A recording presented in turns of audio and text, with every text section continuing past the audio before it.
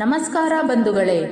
ನೋಡಿ, ಈ ದೃಶ್ಯಗಳು ತಿರುವಣ್ಣಾಮಲೈನಲ್ಲಿ ಗಿರಿ ಪ್ರದಕ್ಷಿಣೆ ಮಾಡಬೇಕಾದ್ರೆ ಭಗವಾನ್ ಶ್ರೀ ರಾಮ್ ಸೂರತ್ ಕುಮಾರ್ ಅವರ ಆಶ್ರಮ ಸಿಗುತ್ತೆ. ಅದರಲ್ಲಿ ಅವರ ಜೀವನ ಚರಿತ್ರೆಯ ಕಂಪ್ಲೀಟ್ ದೃಶ್ಯನ ನೀವು ನೋಡ್ಬೋದು.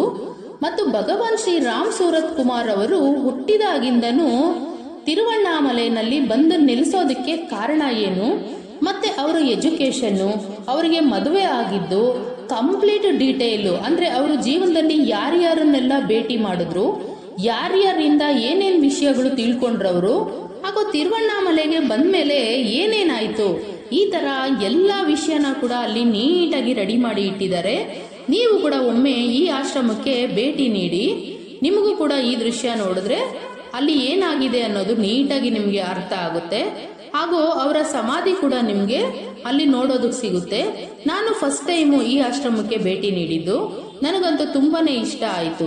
ಮತ್ತ ಅವರು ಎರಡೂ ಕೈಗಳಿಂದ ಅಲ್ಲಿ ಆಶೀರ್ವಾದ ಮಾಡ್ತಾರೆ ಬರೋರಿಗೆಲ್ಲನು. ಅವ್ರನ್ನ ವಿಸರಿ ಸಾಮಿಯಾರ್ ಅಂತ ಕೂಡ ಕರಿತಾ ಇದ್ರಂತೆ.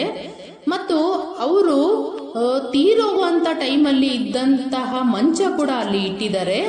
ಅವರು ತೀರೋಗಿ 25 ವರ್ಷ ಆಗಿದೆ ಅಷ್ಟೇನೆ. ಇನ್ನು 2001ರಲ್ಲಿ ಅವರು ತೀರ್ಕೊಂಡಿರೋದು. ಈ ಎಲ್ಲಾ ದೃಶ್ಯ ಕೂಡ ನಿಮ್ಗೆ ಅಲ್ಲಿ ಹೋದ್ರೆ ಸಿಗುತ್ತೆ. ಮತ್ತೆ ಅವ್ರು ಹಚ್ಚಿರುವಂತಹ ದೀಪ ಕೂಡ ಅಲ್ಲಿ ಇನ್ನೂ ಉರಿತಾನೆ ಇದೆ. ನೀವು ಅದನ್ನ ಕೂಡ ಹೋದ್ರೆ ಅಲ್ಲಿ ನೋಡ್ಬೋದು. ಒಂದು